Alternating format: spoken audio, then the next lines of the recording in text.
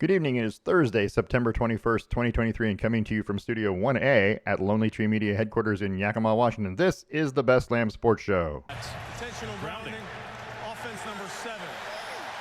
It's a 10-yard penalty. I'm talking to America here, excuse me.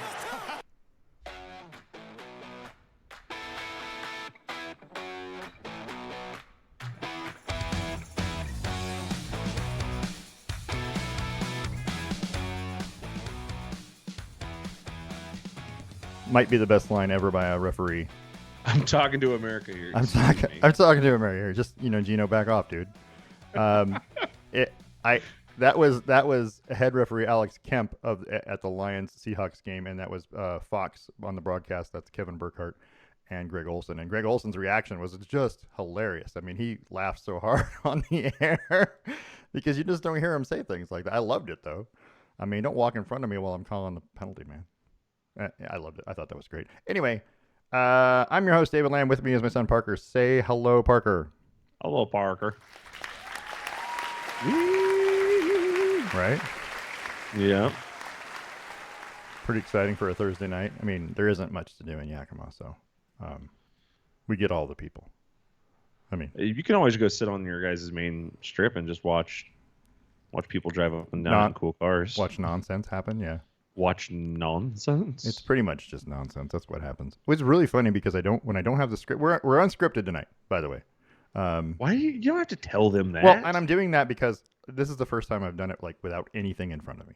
So we're doing it off the cuff, just letting people know ahead of time. I mean, we always have an issue. This time we have an excuse, I guess. Another one. I don't know. But the problem is when you preface it, you slant your base. Like, what do you mean? Like you can't tell them that they're in a test, right? Like when you're trying to figure things out, like when you got like test subjects and things like that. You can't. Yeah, you can't tell them this. You just at the end you say, "Did you like anything about tonight's show?" And if they say, "Yeah, it sounded good. You guys sounded fun," it'd be like, "Well, it wasn't scripted. Perfect." This is not a survey or I mean, this is different. This is real. This is real. This is a social experiment of sorts. It is kind of. Yeah, you're right. You're not wrong. We're on Facebook under the Best Lamm Sports Show. We're on YouTube, obviously, because everybody. That's where you can find us. Just go to the Best Lamm. Just type it in the search bar, the Best Lamm Sports Show. It'll take you right to the page. You can look at all of the past things that we've done on YouTube. I don't know if it records them all. I think it has all of them that we've done on there, which is a lot. We're on episode like 122 or something like that. We are the longest non-syndicated show podcast on the internet. As far as we know.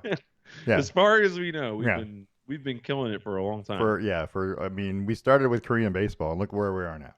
So there's that. Have you ever seen the Paul Rudd Hot Wings episode? Yes. Who'd have thought we'd be here? Not me. not me. That's for sure. Not me. I for sure wouldn't have thought that. So a lot of things going on. We're going to talk about the WNBA and college football and the NFL. We're going to talk about all that stuff. But for the most part, I don't have a trivia question. I didn't make one, but I do have 2 trivia nuggets that we're going to do. They're both NFL, so they're going to be at the end. But they're just nuggets. So it'll be the Stave and Stone trivia nugget. It won't actually be a question. It'll just be something you probably didn't know. Okay. So that's what we're gonna talk about. So that being said, I haven't even looked at the score of the Niners Giants game. Last time I saw it was 10-3. Niners. Yeah, it's now 17-3. Yeah, I kind of figured it was gonna go that way, just because. Yeah. I mean, yeah. Anyway, we'll talk about that in a minute. Let's talk about Formula One. Because we can. Formula 1 happened in Singapore last weekend, and Carlos Sainz broke the streak for Max Verstappen and Red Bull, and is the first non-Red Bull winner this season. He was the fastest car all week long, so all weekend long, I guess. So I guess that stands to reason. For whatever reason, not just I know that they replaced the floor on the Red Bull cars. And it might have had something to do with downforce. They were sliding. I get it, but in all honesty, Max Verstappen has never won here. Never done really very well here. So it might be the track too. So I guess if you were looking for a reason or a why, It could have just been all Max. So, but anyway, yeah. So Carlos Sainz wins. Lando Norris second. Lewis Hamilton third. It was a fun race to watch. Did you? Right. You know, we got to see Lance Stroll destroy a car. That was fun. In qualifying. Yeah, that was fun. I mean, just I was like, damn it! Now I can't say that he's going to be the first one out in regular. Here's a fun fact. Yeah. We've only done 4 street courses so far. Okay. Right, and those are Jeddah, Baku, oh my goodness, what is it called? Like I'm looking at it right now, Monaco. Yep. And then Marina Bay. Mm-hmm. So we've only done 4. Well, the only one Max won was Monaco. Well, like the Canadian Grand Prix is technically a road. Okay. They built that road around it's the road that goes around the little island, the lake that's on this island. But they've like massively widened it and things yeah, like that. It's true. And it's a big road. And it's made to handle this now, whereas these ones are I don't like. So I also saw the oh my goodness. Oh geez, the not Silverstone. There was another one up here that I looked at that said that it was a circuit, and I was like, Melbourne is technically a road. It's a road race, but it's not. It is, but it isn't. Like it hasn't been. It's very specifically designed for this now. Like that part of the place. Like Monaco is a great example. Is as soon as they tear down those barriers, it goes right back to regular traffic every day. That part of the Canadian spot where they do it, it's built onto a roadway. So part of it's on a roadway, part of it's built onto it. Whereas the entirety of Monaco, for the most part, is roads. It's true, I suppose. Yeah. And the same thing is true with Marina Bay, and the same thing is true with what's going to be Las Vegas.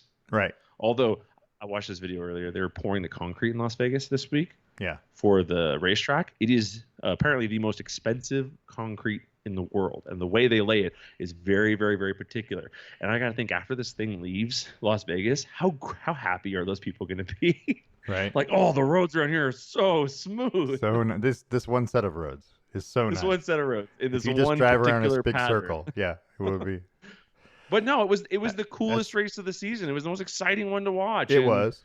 That's not a slight against Max, but man, watching Lando push Sainz, right, and then everyone pushing Lando, right, it was exciting. And then the yellow flag that caused the everybody to pit and change tires, and it helped some and hurt some at the same time, which was kind of weird, right? The 3 leaders stayed out, right? Just about all the ones behind them, and that kind of hosed them. If that race was what, 5 laps longer? If that race was 5 laps longer, I think that you're looking at Lando 1, probably George 2, assuming he doesn't wreck, and then I think Sainz would be 3. I think Lewis would get stuck at 4th because Lando had the speed to take him. Verstappen had the recklessness. Verstappen finished 5th, and he was, but only by a little bit behind Leclerc, and he was catching Leclerc at something ungodly like 5 seconds a lap, and on the medium tire. The better way to think about that is that he was what's it called? He finished 5th, right? But he finished 5th because somebody went out. So really, with a lap to go, he was 6th and 22 seconds behind Lewis. Yeah. He might have gotten Charles and ended up in 5th. Again, this is assuming what's his name doesn't wreck. But he was 22 seconds behind total. He finished 21 seconds behind Sainz in the end. Oh, sorry. So then he was 19 seconds behind Lewis. He was about almost 20. It's unlikely that he would have caught him. Yeah, well, no, because Lewis was on medium tires too, I think. And Lewis had much better grip than what's his name had, George Russell. But Sainz and Leclerc were both still on hard tires. And I think he would have caught both of them. I think you'd have been hard pressed, because 20 seconds, I realize it's a long ways to make up, but he's making up 4 seconds a lap, 5 laps, 20 seconds. He'd have been right there. It would have been interesting to watch. That would have been really cool. But had the flag happened, had the yellow flag in the pits happened earlier, 3 or 4 laps, that might also happen, but it didn't. Right. So it's weird how it plays out. But I mean, I'm glad somebody else won. I'm happy for Lando Norris, right, being in second place. I'm not a huge Carlos Sainz fan. I think he drives a little, what's the word I'm looking for? All over the place. He occasion. definitely, when he has a good position, He uses the he whole plays, course. uses, Yeah. he explores the studio He space. does. He really does. He moves all over. Sometimes I don't think it's legal, but he He does it. kicks Yeah. those elbows Yeah, out he quite does. a ways. He's really good at it. I mean, it's no offense. I mean, the smartest move he made was slowing down, letting Lando get close, which let Lewis and George get close, which kept everybody in DRS, which kept Lando in Right. defensive mode to keep his number 2 spot. Yeah, they were working together almost, which was awesome. Yeah, Carlos Sainz and Lando Norris conspired against George Russell, right? who had Lewis Hamilton absolutely breathing down his neck. Yeah. I'm not sure. Like, I don't think Lewis did anything particularly wrong. But if you're Red Bull, or not, if you're Red Bull, if you're Mercedes and you're looking at those two guys, and I mean, it's racing, right? But right. you have your two guys together are about to finish this in third and fourth, right? And there's a half a foot between their cars going through corners. Yeah, it's got to make you tense up a little bit and go, can we ease up a little bit, Lewis? We like the competition, we like the racing, but we want the podium more than a wreck that takes the both two out. of you, if the two of you hit each other, not so good. And Ferrari's already tried that already. Ferrari's already tried the it doesn't work. The double good. Psych out. Yeah, it doesn't work that good. But this was a good leaderboard. Yeah, okay. Lewis Hamilton's on here. Max Verstappen's on here. I get it. Sergio Perez was 8th. Liam Lawson finished 9th and got points. Oscar Piastri was 7th. Oscar that was a great finish. Kevin Magnussen was 10th. McLaren at 2 and 7. I mean, we've talked about this before, but back half of the season they stepped it up. McLaren's been a lot better. McLaren and Ferrari now 2 races in a row because Sainz is on the podium twice in a row. Right. I think I like this. We'll see if it continues next week at Suzuka. In Japan. A more traditional race course. Yeah, that's got that figure 8 like goes over the top of itself. I kind of like that. Yeah, it's super weird. Yeah. When they showed on the cameras, it looks like people are about to crash into each other for a second. Right. Yeah, that's interesting. Okay, so we'll know more, and that's so the race. Okay, let me just look because I didn't have it pulled up, but let's go pull up the Lenovo Japanese Grand Prix from Suzuka, and it's September 23rd, 10 p.m. Pacific time because it's next day in Japan. So it's Saturday night. 11 o'clock Saturday night game. Yeah, it's going to be awesome because I'm going to be up. Nice. So, yeah. And so. Wait, that's this Saturday, right? This Saturday, yeah. A day after tomorrow. Heck yeah. The day after tomorrow, they're going to be racing. Yeah, because today will be practice 2. Right. And tomorrow will be qualifying, which is actually Saturday morning. Yeah. Yeah, perfect. I like it. I like the late nights or we're about to hit that American swing, or the North American, the Western swing, what do you want to call it? Right. We get 4 races now because we used to have 3, but now you get Austin, Mexico City, Rio de Janeiro, and then you get Las Vegas at the end of that. Yeah, the next 5 races, 6 6 races are all at what I would say is a reasonable time. Yeah, I know, right? Something we don't have to record and get up at 4 a.m. to watch. 2 11 p.m. races. It's crazy that the Las Vegas race is at 11 p.m. That's the way it's listed on ESPN. Is 11 Eastern. November 18th. Yeah, 11 p.m. Huh. That's just crazy. That's 9. That's 9 in Vegas, right? So yeah. Well, I mean, it's supposed to be a night race, but can you do a night race at like 8? Well, I mean, yeah. I mean, it'll be dark by 7:30. Well, it will cool off a lot more by that point in time. So I guess that's probably that could be to combat heat. That's a good point. Yeah. Fair enough. Yeah, but anyway, looking forward to it. New F1 After Dark coming soon. F1 After Dark. They better call the Pac-12 figure out how to work that out. Exactly. All right, let's talk about the WNBA for just a minute. The New York Liberty closed out the Washington Mystics in 2 games, and they are now into the semifinals where they're going to play the Connecticut Sun, who took 3 games to get rid of Minnesota. The Dallas Wings are your other is one of your other semifinalists. They beat the Atlanta Dream, and then the Las Vegas Aces, who are the other Dream team, seem to be on a collision course. New York and Las Vegas. It's going to be exciting. Sunday, the first games of the semifinals are Sunday. I don't know why there's such huge gaps in the games in these, but there are. They play Sunday, Tuesday, and then Friday. And I don't quite get it. Other than unless ESPN is doing it because ESPN has all the games. So maybe they're doing it so it doesn't interrupt Thursday football. Thursday night NFL they're not competing with. Monday night they're not competing with, right? Right.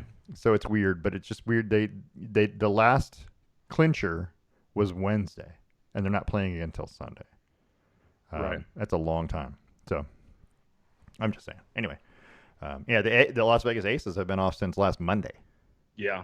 That's a week. They've put these big gaps in there just to try and perfectly time when to get viewership, like when makes the most sense for viewership. But so I asked you off the air if you'd heard Sabrina's comments about New York basketball, and you said you hadn't. So I'm gonna tell you what they said. A journalist asked her about people not giving the Liberty their due amid conversations regarding the dire state of New York sports. And she says, well, we'll be able to shut up a lot of those people on Twitter that have anything to say about what's been going on in New York sports. As far as I'm concerned, we've been playing the best basketball that's been played in New York City for a long time. And so people are a little enraged with her, naturally. Wrong. But I mean, I'm looking over the New York Knicks seasons here, and the last time they finished first in their division was 2012, 2013. Yeah, it's been a couple days. Every other finish since then has been third or higher. So yeah, third or lower. The Liberty, don't get me wrong, they haven't exactly been great the last. I mean, they were 2-20, 12-20, 16-20, so they haven't exactly had stellar seasons. But this year they're 32-8. Well, it's Breanna Stewart added a lot. It's a huge add. Courtney Vandersloot. They've added some pieces, and they are now not just Sabrina Ionescu like they were last year. And so I mean, New York has been really, really good this year. So yeah. So I don't disagree with her. I think people need to just take a chill pill. I would. I mean, I don't know, man. This is a team. Oh, that's all messed up. ESPN's messed up everything. Life is not good over here. Yeah, they were sounds about right. They were 6-3 to start the season. The Liberty. Yeah, 6-3. Finished 32-8, so they went 26-5. Yeah, not bad. Yeah, it's pretty good. So, I don't know. I mean, the only 3 losses they had, 4 losses, 5 losses were 2 of them were to Las Vegas, and the other 3 were playoff teams. Right. Yeah. So they win the game. If you win the games you're supposed to win, the teams that you're favored against, and then you lose. You it's okay if you split games against the teams that you're, that are just as good as you. That's how you win championships. Is you win those games you're supposed to win. But here's the question, all right? So she's saying that they're playing the best basketball in New York. Yep. So, Liberty versus Knicks. Who you got? Liberty versus Aces or the Knicks? The actual Knicks. New York Knicks. Oh, I'm going to take the Knicks. The two Liberty physical. Versus Brooklyn. Oh, I don't know now. Brooklyn, on the other hand. I'm still taking Brooklyn. I might still take Brooklyn. This isn't meant to despair what she's saying, but it's hard to equate women's basketball and men's basketball. It is. When there's a 5-inch average height difference alone. Yeah, and the size. Yeah, the size. I mean, the biggest girl in the WNBA, 240? Maybe there's a 250 out there. There's guys in the NBA who are 280, 290. Is it okay to look that up? Is it okay to put that on the air? Who is? Well, who's the heaviest girl? You just can't comment on Liz Cambridge. That'll get you in trouble. Okay. So, all right. Well, anyway, so WNBA playoffs right around the corner, or the semifinals right around the corner. They start on Sunday, in case you want to watch it. 10 a.m. by the way, Connecticut and the Liberty. 10 a.m., which is 1 Eastern, but on ESPN. So Connecticut's one of those teams. Be careful with Connecticut. That's not a team that you should overlook. They're pretty good. So the heaviest girl in the NBA is Kalani Brown, officially at 245 pounds. Okay, well there you go. That's got to be. But does she know how to use it? That's the question. Well, she knows how to use it against. Yeah, people 230 pound girls. Yeah, so there's other guys like there's a guy in the Canadian Basketball League who's 359. Well, I mean, okay, but does he know how to use it? 359 is a lot of weight. I mean, it's a good point. The heaviest player in the NBA is Jusuf Nurkic at 290. Yeah, and followed by Nikola Jokic, who's 284. And Jusuf, I think, could stand to lose a few pounds. I mean, I'm just saying he could, without body shaming him too much, he could. I'm not saying he's chubby. What I'm saying is, I think he would move better and maybe less injured if he weighed 20 pounds less. So because he gets injured all the time. So anyway, That's just what all I'm saying is that I pulled up a list here of the heaviest NBA players that going into this season right now, and the list is 13 players long, and the bottom player on that list is 270. right. So there's a lot. JaVale McGee, Wendell Carter, Joel Embiid, both Lopez's. Zion Williamson's 284.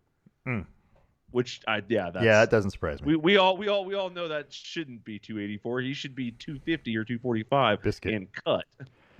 The Biscuit when they had. Well, you just nicknamed him Biscuit. Well, Zion Biscuit Williams. Well, that's not an original. So I'm going to tell you, William Refrigerator Perry. Do you remember William Refrigerator Perry? Yes, he's the guy who took the touchdown away from what's his name, the running back. Who was the big running back for the Bears at that time? Walter Payton. Walter Payton never scored a Super Bowl touchdown because their only running opportunity was to give it to Perry. Yeah, that's right. So William Refrigerator Perry got the nickname Biscuit because he was a biscuit under 350, and that's what they said. He was just a biscuit under 350. Biscuit under 350. But his nickname was the Fridge. Can't have the Fridge and Biscuit. I'm just saying, Biscuit is a great nickname for somebody who's a little chubby. I do like the nickname Biscuit. Yeah, Biscuit. I think my next dog might be named Biscuit. Right. Okay. And he plays in the South, right? So Biscuit fits. Anyway, not that we don't have biscuits elsewhere. All right, let's talk about college football because that's more exciting, I guess. I don't know if that's the right thing I want to say. Let's talk about the Pac-12 first and foremost. Pac-12 still looks pretty darn good. Yeah. I mean, after 3 weeks. Oregon with a 55-10 win over Hawaii at home. It was a game that was never in doubt. It was 34-3 at the half. It was Bo Nix looking good again, 247 and 3 touchdowns. Efficient and coasting. Yeah, he just they're in coasting mode heading into the game against Colorado. Right. I like, first of all, let me just say I love the green and yellow uniforms. I'm a huge fan of the green and yellow. Just any combination. Classic look. Yeah, it looks good. It's bright. It's the apple green. It's not the crappy Oregon duck green from the 80s. It's not, you know what I mean? It's nice. And the uniforms are going to wear this week are going to be good. So looking forward to that. But this was a game, they should have won. They did win. It was easy. They coasted in the second half. It was really not ever in doubt. Ty Thompson, 4 of 6 for 85 yards and a touchdown. Yards per attempt, 14.2, by the way. Not bad. I know, right? That's like one of the best in college football. Anyway, it was an efficient win. 227 yards rushing, but nobody rushed for more than 80 yards. That's Noah Whittington. And just spreading it around. Jordan James seems to be a touchdown machine.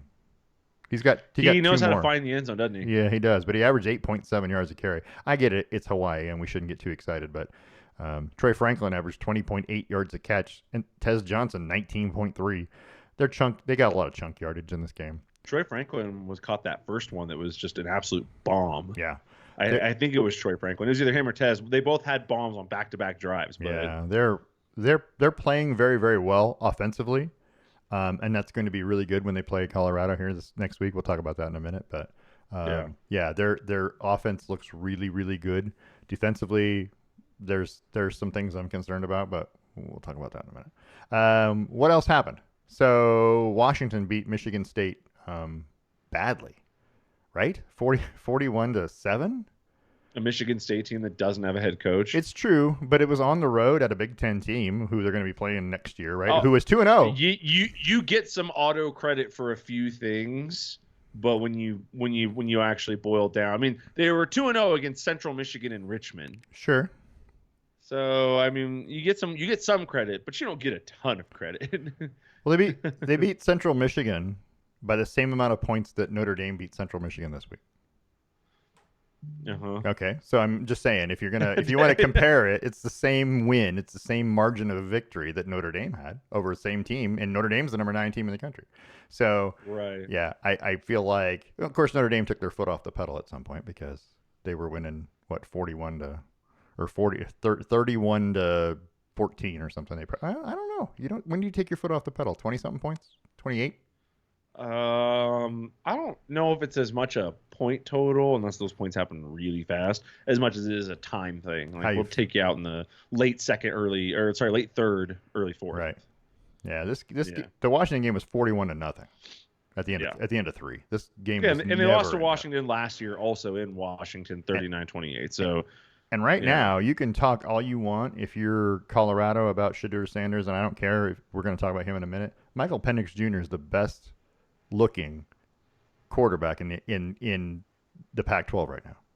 I feel like even better than Caleb Williams. He looks really, really efficient and really, really good. He's thrown for 400 yards 3 straight times, I think. I don't know. I mean, Boise State's not a pushover. No, not an easy. It's not hard. It's not a gimme. Yeah. Tulsa's shouldn't be in your league, so 43-10 is about what I expect like a win like that to look like. Yeah.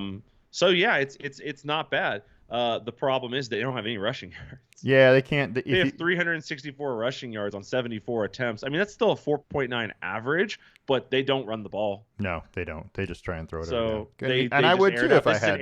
This is an air raid offense. The thing about it was when Mike Leach was coaching, was the numbers for a single person in an air raid, specifically a quarterback or wide receiver, lie to you about how successful a team is because they're inflated because of what they're doing. Sure. So. But, yeah, no, he's playing good. He's got 12 touchdowns and 1 interception so far. Right. His rating is off the freaking charts at 206. Yeah. He's making every right decision all the time. Yeah, so that's a dangerous football team. That's all I'm saying. Absolutely. But they play some it's going to get better. They have Cal this week. Should be fine. Then they have Arizona. Should be fine. Yep. Then they have Oregon. They're going to be fine. If Oregon can get by Colorado, right? You feel pretty good about their chances. You feel like 2 5-0 teams playing each other. Oregon, Washington. That will be game day. It'd be huge. It'd be huge. 2 top 10 teams. It'd be huge. And then they have Arizona State and Stanford. Get out of here. And then they wrap up their season with USC, Utah, Oregon State, Washington State. It's a rough last 4. They have a gauntlet Final 4 where they have to be on their P's and Q's at USC and at Oregon State in that process. True. Those are tough games. Those are not easy. Oregon State's another tricky one. Let's talk about Utah first. Utah managed to win again, 31-7. Still without Cam Rising. They're 3-0. It's Weber State in-state opponent. It wasn't inspiring. It wasn't a huge win. It's not like the number 12 team you'd think would blow out somebody. But it's a win when you're out without your starting quarterback and your team's getting more and more confident, even with a backup. So when he comes back, the question is, if he comes back and he's 100%, then you would think you'd have a leap forward, right? If he comes back and he's got lingering issues and he isn't 100%, that can cause a lot of problems timing-wise and confidence-wise. You know what I mean? It might be more harmful if he comes back too soon. So as long as you're winning, just keep playing, right? All the reports I'm reading are that this is supposed to be the weekend he makes his debut. Which makes sense. This is supposed to be the best team they're going to play. Utah's life is about to get significantly more exciting too, because UCLA at home, Oregon State at Oregon State, Cal, okay, USC, Oregon, and then Arizona State at Washington. They play at USC, at Oregon State, at Washington, 3 of the next 6 games. Gosh, the Pac-12 just looks so stacked this year. It's early, and they're going to start beating each other, and everyone's going to end up ranked like 12th through 20th. But that's the question, is because it happens in the SEC. Those teams start losing, and nobody drops places. They don't even go down in the poll. But they rank them so high to start. Well, they're all Pac-12 when Alabama loses and then struggles a little bit. Yeah, but they're now, after all of that, at 13. But this is but take that for what it's worth, because the Pac-12 has 5 of the top 14 teams in the country. Yeah. So they're killing it. They may not be the top 4, but 5 through 14, there's 5 Pac-12 teams. Yeah. That's huge. But I mean, there's only 2 1-loss teams in the top 22. Yep. Sorry. There's only 4 1-loss teams in the top 25. They're all SEC. Yeah, that's true. If you have a loss right now, you can't get in. Right. Unless you're the SEC. Right. And it's funny because the SEC losses are not to SEC teams. I mean, right. Who did LSU lose to? Florida State. Alabama lost to Texas. Yep. Tennessee lost to Florida. Yeah, Florida lost to Utah. So there's one in conference one, but yeah, no, you're right. It's not fair the way they do it. However, right now I'm looking at the top 10 in the country. Yep. And there's only one SEC team in there. And I think that's a nice relief. But of course, There's 4 Midwestern teams. Well, the Michigan, Big Ten Ohio is State, taking over. Penn State, Yeah. Notre Dame are all in there. All the who's who of Notre Dame's of independent. teams. They don't count. But I call them a Midwestern team They are. because they get lumped in with like that kind of group. Your Right. Michigan, Notre Dame, Ohio State, Penn State, like that's like a group of teams almost. It makes you ask the question: how does it feel, SEC, to have the 13th, 15th, 12th, 13th, 15th ranked teams in the country? Because that's where the Pac-12 always is. Yeah, always. it's where we're still living there. We have a 14th, we have an 11th, we have a 10th. We're kind of in but that range. but we have 8, 10, and 11 now. We're moving up. It's true. What I'll tell you, I don't understand this. Oregon went up 3 spots in the AP poll. Yep. After beating Hawaii. Yep. And the only team to drop behind him was Alabama. Well, we passed Utah because clearly Utah is struggling with, you know what I mean? I understand, but we beat Alabama. It's just tough. And so for and me Tennessee to justify, fell 12 spots. Oh, so yeah, 2 teams fell out of it. But we can't win up 3. I don't know how we jump. I don't know how we jump people with a game we should win. Right.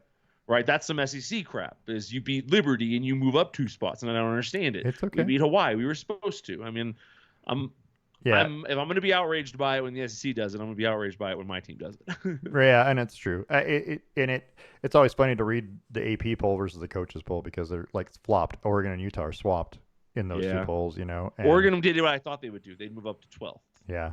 I find it interesting that one of the big disparities, Texas, who's 3rd in the AP poll, is 6th in the coaches poll. That's a pretty big one. Tennessee's 23rd in one and 20th in the other. Right, but 3 spots in the top 6 is a big deal. You're saying that USC, Ohio State, and Florida State are all better, and they might be. I don't know about Florida State. Florida State won a squeaker. We'll talk about that in a minute. Let's move on. Yeah. Oregon State played San Diego State. Didn't look great. 26-9. It was a win, but it wasn't a great win for a ranked team. They had to work for it. They did, and San Diego State is usually a pretty good. I mean, that's 2-2 team, but that's a pretty good football team. They're not great. DJ didn't look great at quarterback. Martinez ran 15 carries, 102 yards. That's good. But as a team, they ran for 191 yards, which is what you got to do. You got to punish those teams that are smaller than you. That's just what you got to do. But they gave up. I mean, I don't know. The quarterback for San Diego State didn't throw a touchdown. 20 of 32, 3 interceptions. He looked really lost. Yeah. Yeah. There were a lot of times I was like, "What are you doing, man?" And their running game was non-existent. San Diego State's running game was non-existent. Well, and there's another 2 things to consider here. So like you're looking at DJ, right? He had 284 yards. Yeah. Which isn't bad. One of those passes was a screen pass for 75 yards. Yeah. And that's the majority of your work for the day. Yes. Like that was a touchdown and 75 yards on a pass that you threw 3 yards. He had 209 yards to the side. Yeah. And then that guy did all of the work. If you take that out, he's first of all, he was under 50% passing. He was 13 of which is wild. Yeah. He was 13 of 29 without that play for 209 yards and 2 interceptions. Minus the screenplay. That's a game that you kind of, and if you take out a couple of his bad ones, like you take out his top and his bottom, he still probably ends up in that sub 50% range. But the bottom line is it's a win, and if you can get away with playing subpar and still beat a team that is decent, I mean that's good defensive work, man. Yeah, their defense looks pretty good. Oregon State's defense, especially against the run, looks pretty stout. Against the pass, I think they're a little susceptible. Yeah. But against the run, I think they look good. We'll see how that goes as we go along. The Colorado State game in overtime. The most hyped game of the year, I think, so far. Like, I heard, and I know I'm in Colorado, but I listen to national media markets. I heard more about this game than I did about Alabama, Texas. Colorado State should have won that game. Colorado State should have. They looked better than Colorado. They were the better team. Yeah, Colorado has the big plays. They have those players who can make something out of nothing. They have a lot of that. Well, they had. Well, that's true. One of them's gone. Yeah. It's almost like losing 2 players, by the way, because he played both ways. You lose a defender and what's it called? But he wasn't metrically your best defender. He was just a good defender. Right. But he was metrically your best receiver. Yeah, you're going to lose 2 players, two starters, with 1 injury. And by the way, that hit was unnecessary. It was late. But it. Yeah. What did it do? Lacerated his liver or his Liver. Yeah. Broke a rib and lacerated a liver. You I can't mean, lacerate a liver without really breaking a rib. Yeah, it'd be hard to Spleen you can, but not liver. Yeah, that was amazing. That was it was a quite the hit. I mean, it was a big deal. And then he started getting death threats about it. Yeah. So Dion came out and said, "Hey, he doesn't deserve death threats, guys," and he doesn't. Like everyone settled down. Yeah. I mean, let's be honest. It's football, guys. This is not the end of the world. Right. But yeah, it's interesting. And what I find is interesting about Colorado is that they've already found what Dan Lanning said earlier in the year about Colorado never having won anything in their conference. So it doesn't matter if they leave and go to the Big 12, right? And they're going to use that as fodder now. I'm like they're fired. Here's what I'm going to say is this is not happening here.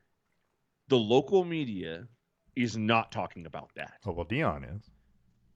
Well, Dion mentioned it very briefly, sure. But he's not wrong, right? That's the thing about these comments. Like when Jay Norvell comes out and says, "My mom was telling me to take my hat and glasses off," and people are talking to me, that's clearly talking about Dion. It is. When the dude from TCU comes out and says, "Yeah, I think this is all overblown," that's clearly talking about the Dion or clearly talking about that team currently. And when the Nebraska guys come out and say, "Yeah, they're overrated," that's clearly talking about the current team. Dan Lanning was talking about the previous teams. They haven't done anything. They've sucked. It's been a decade of sadness in Colorado. It has. Like, except for one little year in 2016 where they all got really excited. But there hasn't been anything. And Dion has been very quiet this week. He was very loud last week, and he's been very quiet this week. He was on all of the local programs. Yeah. Well, it's a big game, but also I think there's a time to rile your guys up to stomp someone who you think you should stomp the crap out of. And there's a time when you don't want your guys riled up against good teams.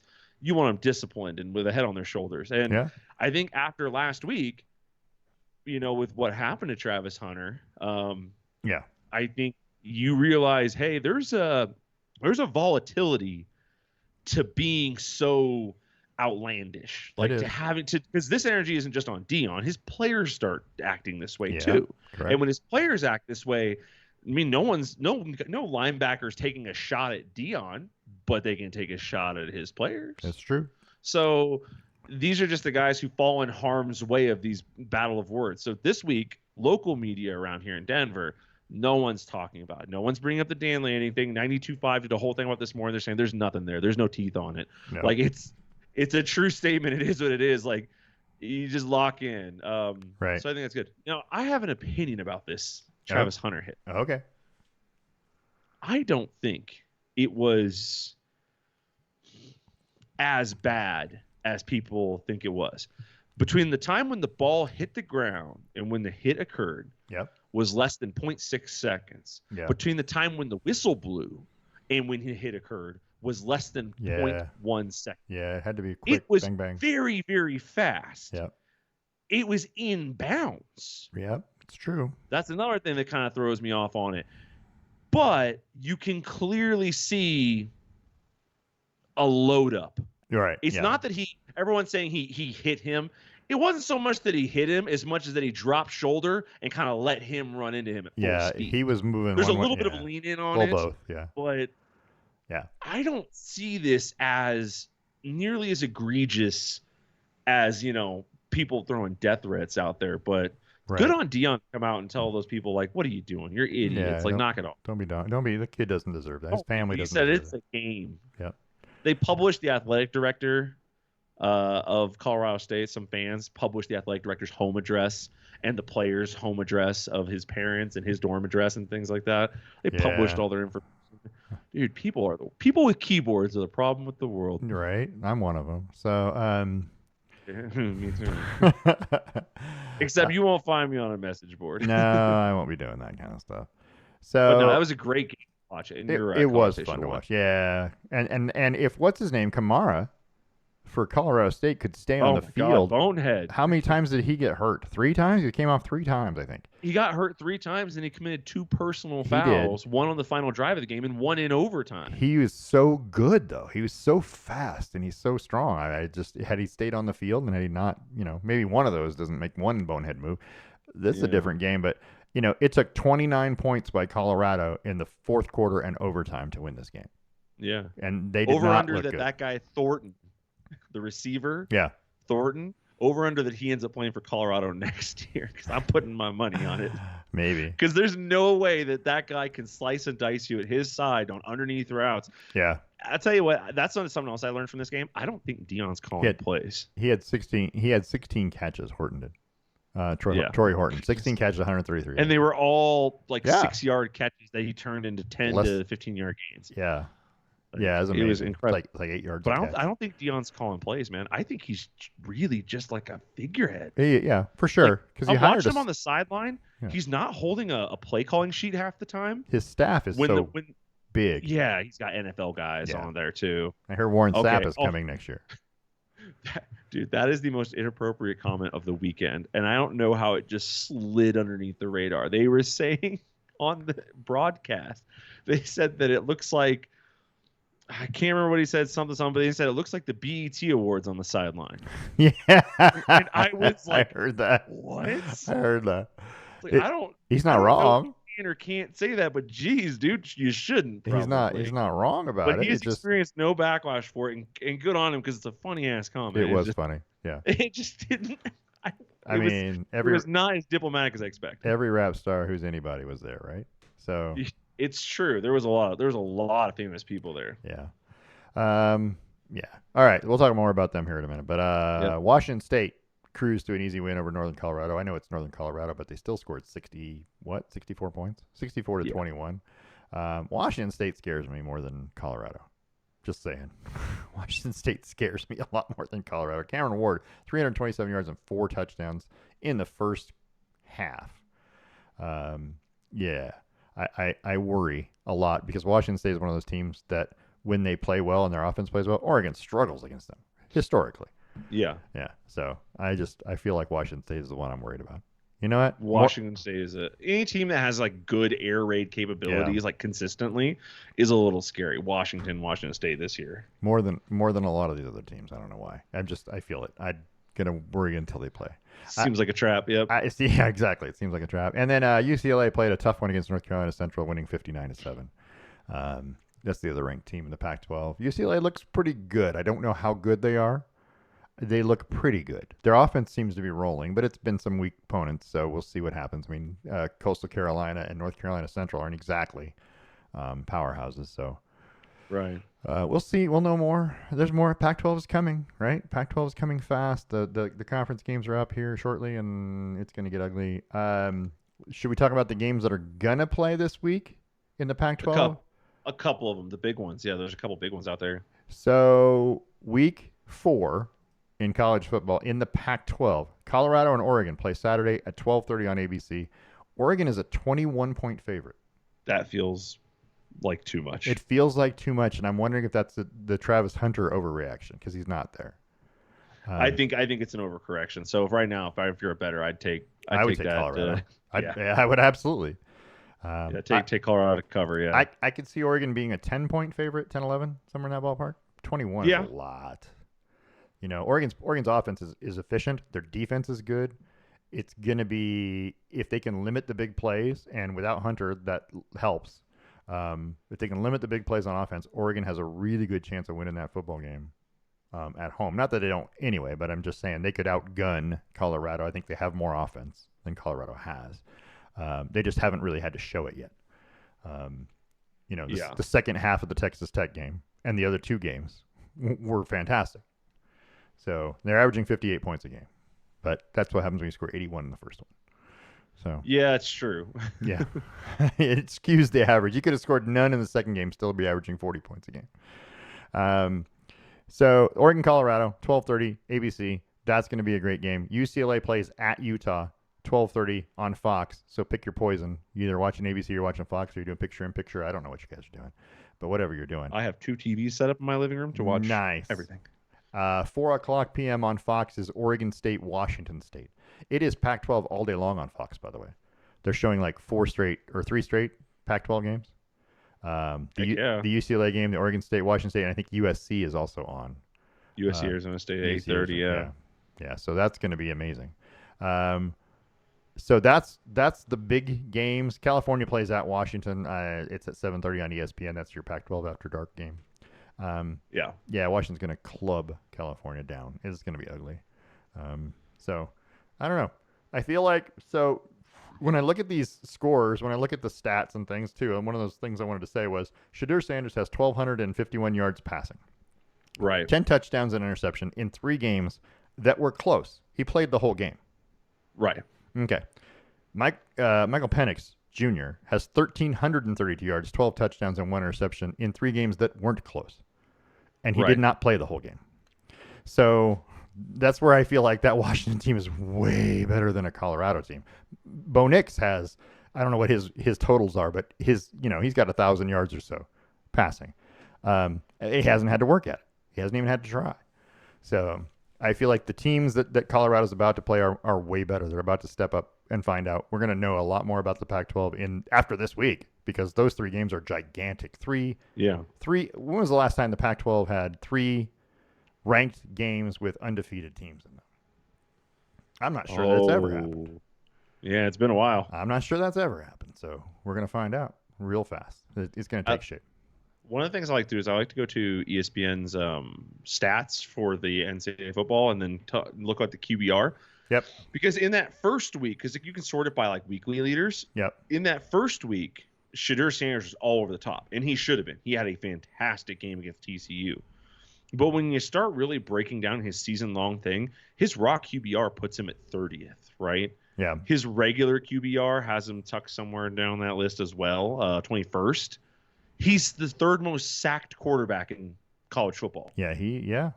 Like, it's insane. And he did not run the ball well at all. Like, he got out and ran this last game a little more, I think out of necessity.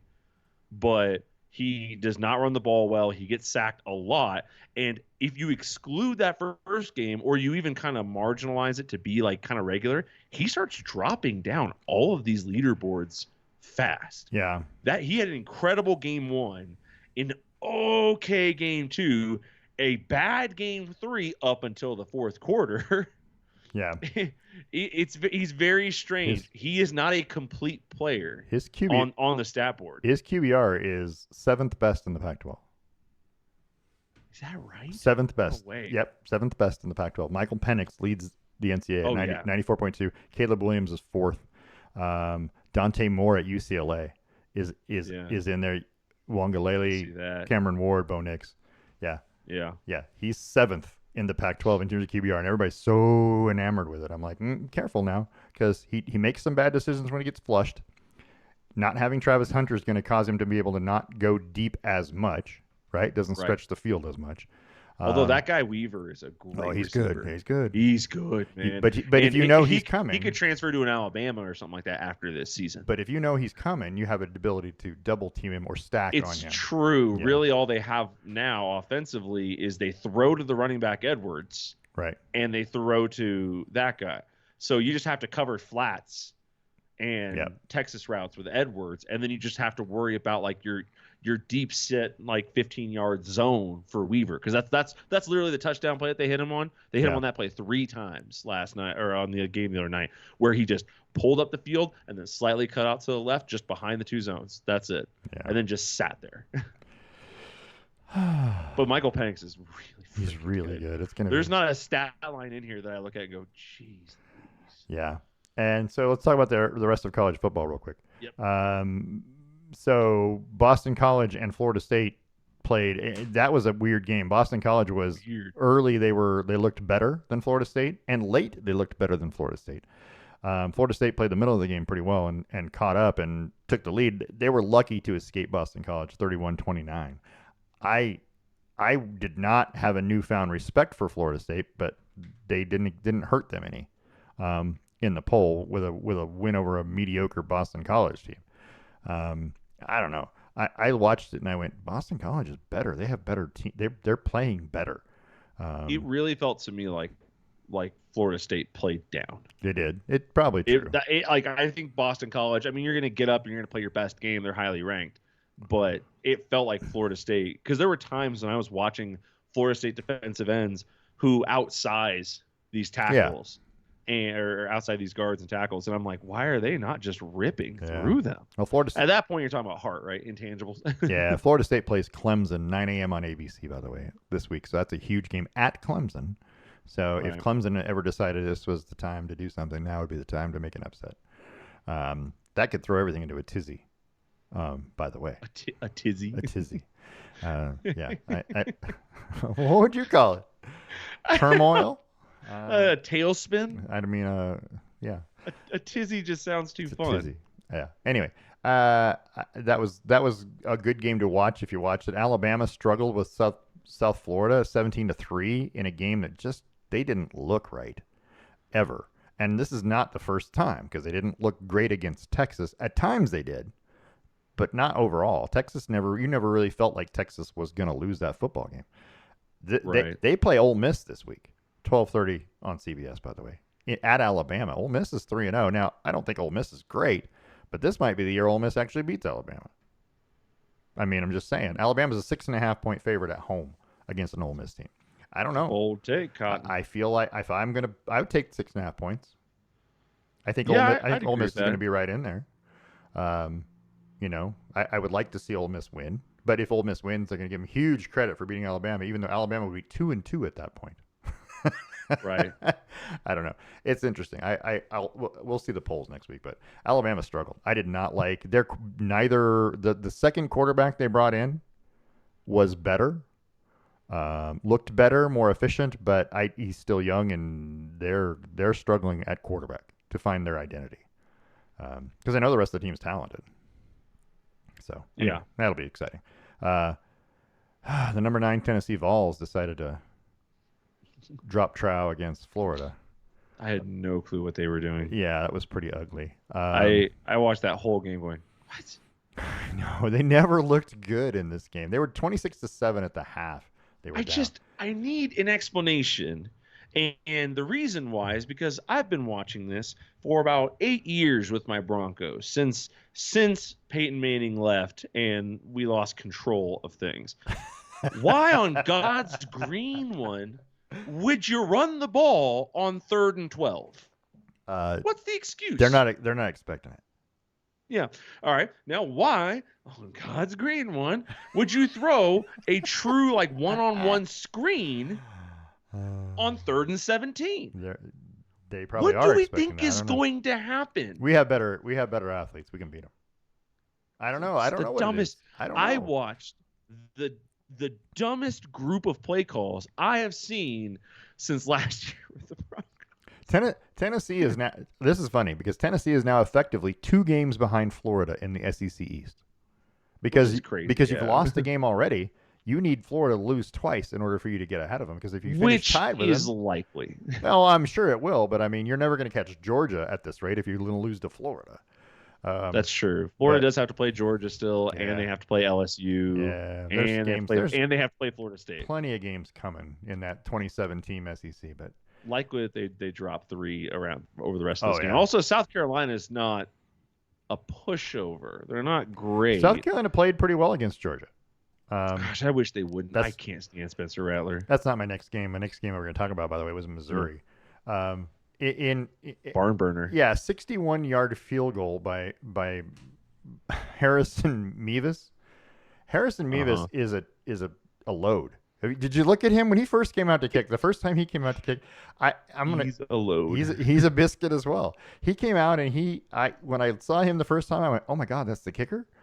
I really did. I was had to do a double take. I was like, that is a chunky guy. And then I'm reading a story saying Harrison Mevis' decision to get more fit this year is paying off. I was like, oh, he's more fit this year?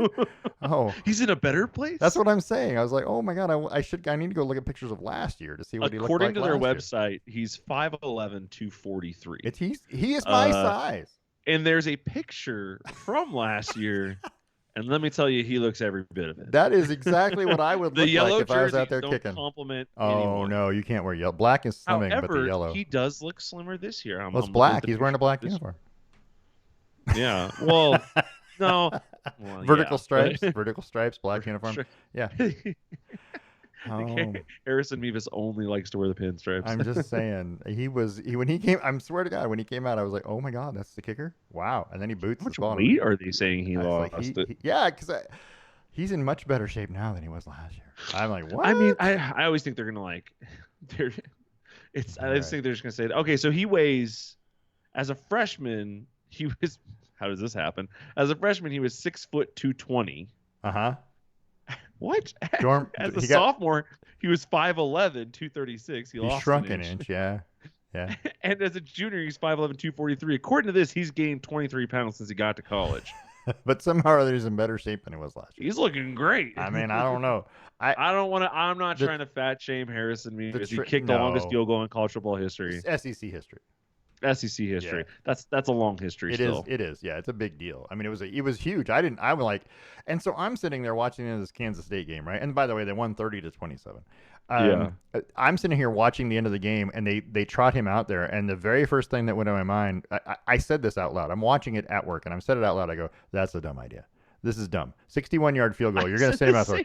I said, you could have a bad snap. You could have a blocked field goal. There's all kinds of crap that could go wrong on this one play, right? This could be terrible. Why don't you just chuck it to the end zone, hope for pass interference or a touchdown? We'll go for overtime. That's what I would have done. Right. But, oh, my God, they sent him out there, and he just nailed it like it was nothing. I'm like, oh, good Lord. All right. I got to tell you something. Yeah. So on campus in Columbia, Missouri, there's a place called the Campus Bar and Grill where they feature a burger. There's 2 third-pound beef burgers, 4 strips of bacon, 1 Colby Jack cheese, onion ring, lettuce, tomato, and special sauce, and it's called the Thicker Kicker Burger. And it was named after him last year. The Thicker Kicker Burger. I like it. Yeah, it's 2/3 of a pound of meat, man. No, it's 2/3. I thought it was 2 1/3 pound. No, it's 2/3. Oh, it's a pound and a third. It's a pound and a third. That's a gigantic hamburger, dude. It looks like it. The pictures of it look incrable. I'll bet it's delicious. But you could split it with like 4 people. The Thicker The Kicker. tight end coach joked that the Harrison and I are on the same diet because they're both a little heavy. My God. He said we kept saying we're on a diet. He's trying to do all the right things consistently, but I did ask him if his mom brought cinnamon rolls to Columbia. I don't think he told me the truth. Oh my God. This guy is my new favorite player. Right? I hope he's great. I hope he continues to be great because I mean he may kick a 61. Oregon I sweat it when Oregon sends out a kicker to kick a 40-yard field goal. I sweat that every time. I haven't trusted anybody since Beard. Right? Because the history says, meh. Well, Maldonado, except in big games. Right. I'm just like, dude, but this guy trots out there. 61? Yeah, no problem. I got this. Anyway. He just puts all his weight behind it. Yeah. I mean, you got to do what you got to do. Penn State beat Illinois 30-13. So if you're a Penn State fan, you're listening. And I know we have Penn State people that listen. That was a fairly easy win for the number 7 team. To open Big Ten play on the road. I don't think Illinois is as bad as their 1-2 record, but they're not great. They're going to finish at the bottom. They're missing something. Yeah, they're missing something. But, it was 16-7 at the half. They were in the game. It wasn't like they got blown out. So Penn State's pretty good. Penn State's sneaky good. They could throw a wrench in the whole Michigan-Ohio State thing. I still think. Anyway, there's that. And then Texas-Wyoming. Somebody explain to me how Wyoming has Texas 10-10 in the third quarter, at the end of the third quarter, and loses by 3 touchdowns. Oh my goodness! I have not actually read the play-by-play, the breakdown of what happened at the end of that game, but I know it happened fast. It did. They scored a touchdown to start the fourth is what I'm seeing here. It was the drives. So the drive to tie the game at 10 by Wyoming was 17 plays, 77 yards, 10.5 minutes almost. Right? They took almost a whole quarter to go down and tie the game. Texas comes back and scores a touchdown 4 plays. So 1 minute. Wyoming punts in the next 2 minutes. Texas gets another touchdown on the next drive. And then the very next series was an interception touchdown. That's what ended it. Yeah, so, I'm seeing that between 9:01 when he scored a touchdown and 8:46 when they returned a pass for a touchdown. So yeah, it was garbage. But that's how you get into a hole fast. Wyoming, I mean, Texas had really no business looking like they won this easily. They did not. It was not easy for them. Wyoming was Maybe very Wyoming's good. better than we think. They almost put it to, or they put it to Texas Tech. Yeah, they beat Texas Tech in overtime. So maybe they were almost kings they're of better Texas. than we think. Yeah, they were almost the kings of Texas. And by the way, I know that pants are getting shorter in college football, but someone explained to me Xavier Worthy's shorts, because talking about them being above his knees and everything. They weren't just above his knees. His knee pad was mid thigh. It's were shorts. It's not this picture that you're showing me. No, these are low. These are long compared to what he had. These are not even. He's a wide receiver for Texas. He's the one that scored on their touchdown drive. Oh gosh, which one was it? How tall is he? He got a 44-yard touchdown pass 6'1". that put him ahead 17-10. Xavier Worthy, yeah, his shorts in that game, and there's no other way to describe them. They're shorts. They're not even pants. They're not even close to pants. They don't even come near his knee. And I'm like, well, if there's not going to be any rules, then why aren't we all wearing shorts? I don't even understand what's going on. I'm okay if we're all going to not wear. There's no uniform. There's no code. That's fine, but you can't let this guy wear shorts that are half the size of regular pants that these guys are wearing, which are already above their knee, and you know they're not supposed to be doing that anyway. But you know what I mean? If this guy wears them half the size, then everybody can wear them half the size, right? There shouldn't be a rule. Just let it go. But there is a rule, isn't there? Yeah. So previously, back when I was working equipment with Portland State, pants were required to cover the knees. That is no longer the case. They changed the rules back in 2022. It is recommended, but it is not required. Thigh pads are still required, but knee pads, which is why pants were required to cover the knees because of knee pads. Knee pads are no longer required. They're recommended, but they're not required. So you're seeing a lot more of them start to ride up. I'm seeing plenty of pictures of him from last year, and it's a lot closer to his knee. But I do see what you're talking about with this year and a couple certain times where it's high. It's not mid thigh. It's probably 3 inches above his knee in the picture I'm looking at right here. But yeah, it's high. But it's not required, so it's perfectly legal. Anybody can do it. If they're not doing it, that's just kind of on them. Like if you want to expose your knees a little more, you can. Honestly, those little flimsy knee pads aren't doing shit anyways. Right. They weren't going to stop somebody hitting your knee from tearing it apart. So yeah, like I've always hated the knee pad rule because they don't do anything. The thigh pads do quite a bit to help glancing blows, but the knee pads in the way. Here's a picture of him scoring that touchdown, that 44.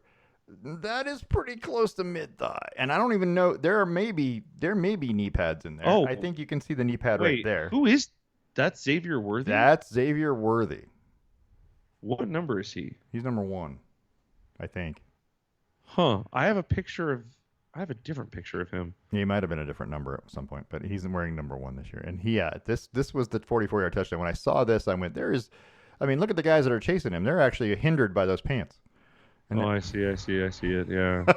These are just way up there. I mean, it doesn't. I guess matter. It doesn't matter, but I mean, then why is there a rule? Stop having a rule. Just say you can wear whatever you want. There isn't a rule. Well, there has to be. You must have knee pads and thigh pads. I'm sure that's in the rule book. You don't have to have knee pads anymore. That's what I was just telling you. But why are they on there then? Why is everybody wearing them? Thigh pads are required. Knee pads are recommended. Then why are they on there?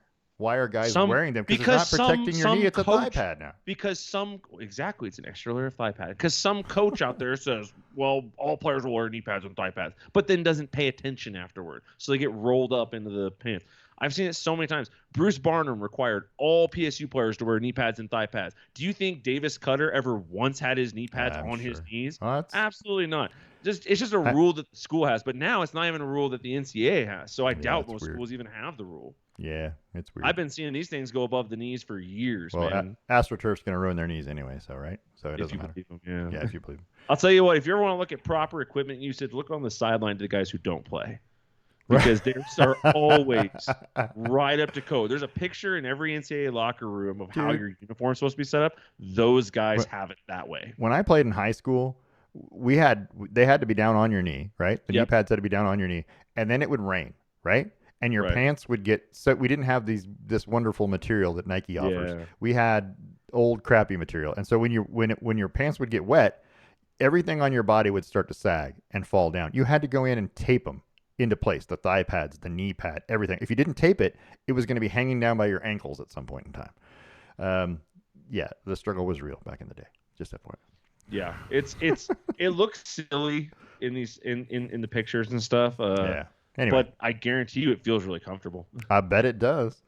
Let's look at the AP poll real quick. This is on ESPN's website, by the way. Here's your AP top 25 and your coaches poll. The top remains unchanged. It's Georgia, Michigan.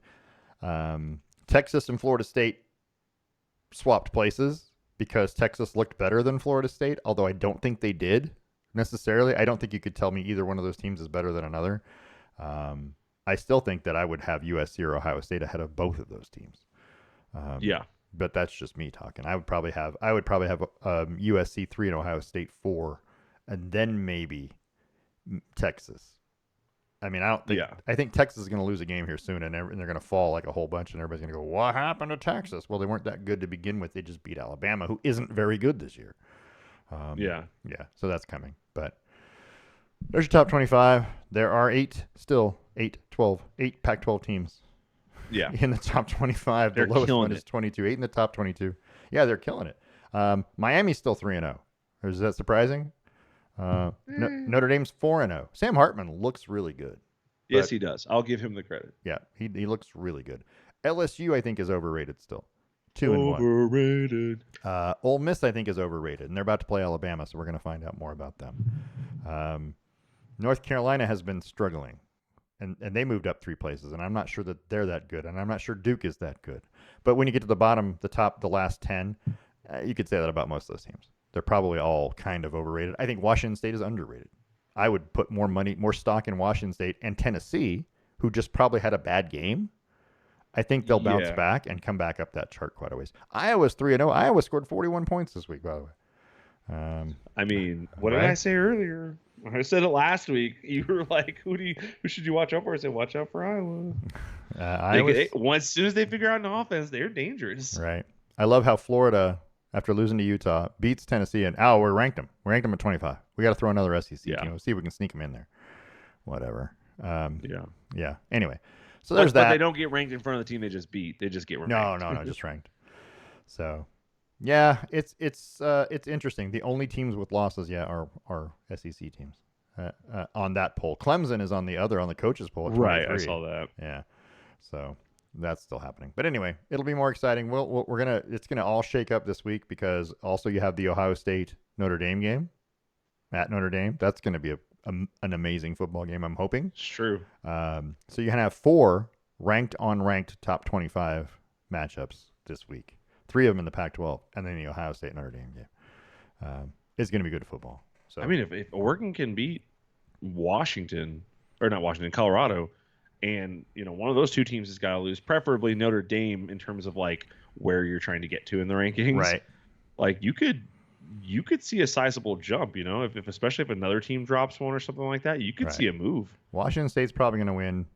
Ohio State has the toughest game of the group that's on there. So I mean, one place for sure. I'm thinking if you have at least one place if you cover the spread, and win by 22, there's no reason why you shouldn't be looked at as number 8 or number 7. Right. Yeah. But I agree. Yeah. Anyway, we'll know more again. Like I said, we'll know more. We've already gone long. We got to go quick NFL. We got to go quick NFL. Let's bullet point the best games. Okay, so let's do that here. Let me turn this into a pause. Titans over the Chargers 27-24.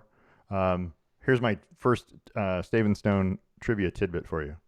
The Chargers are the first team in NFL history, and there's been 33 of them since the Super Bowl era started, right? There's been 33 teams that have started and have scored 50 points or more and had 0 turnovers in their first 2 games. The Chargers are the only team to lose both games. That's so sad. They have no turnovers, and they've scored 50 points, 58 to be exact, in 2 games, and they're 0-2. So sad. I know. They haven't done anything wrong. Their defense is awful. They can't stop anybody. Brandon Staley was a defensive coach. He apparently not. Their defense has been bad since he got there. I think Kellen Moore has helped their offense because I feel like their offense is more consistent this year. Yeah. Like they're not early. like they're in leaps and bounds better, but they're more even keeled. But their defense is freaking terrible, man. Terrible. It's terrible. Yeah, there's that. Brandon Staley's gonna get fired by midseason. I'm calling it right now. Yeah, okay. Maybe, and you may be right. I don't know. Let's talk about real quick. Atlanta gets a field goal to win 25-24 over the Packers, who I thought were way better than this. It looked like they were rolling in that game, and then all of a sudden they hit a wall. Yeah, they did. Fourth quarter, and it was 13-0 Falcons in the fourth quarter, and they win on a field goal. Both teams at 1-1 now. Or the Falcons are 2-0. I'm sorry, Falcons are 2-0. I mean, seriously. I don't know. That's been a while since that happened to, I think. Baltimore over Cincinnati, 27-24 on the road. The Bengals are now 0-2, and more importantly, Joe Burrow strained his calf again. We're going to talk about injuries here in just a minute. Is this Baltimore's division to run away with now at this point? They've already got a game in hand on the Bengals. The Steelers don't look great. If he's not in, I mean, the Steelers are terrible. I knew that coming into the season. Right. Cleveland is the question mark because their defense gets up at weird times. And if they can figure out a little more offense. And they lost this week to the Steelers. They lost this week to this. No. They lost this week to the Steelers defense. They did. It's true. TJ Watt. 100% to the Steelers 14 defense. points for the Steelers offense is trash. It's they atrocious. didn't do a thing. How long before Kenny Pickett is on the bench somewhere? And you can't expect TJ Watt to do this for you every game. Oh, no, I can. I'm paying him a lot of money.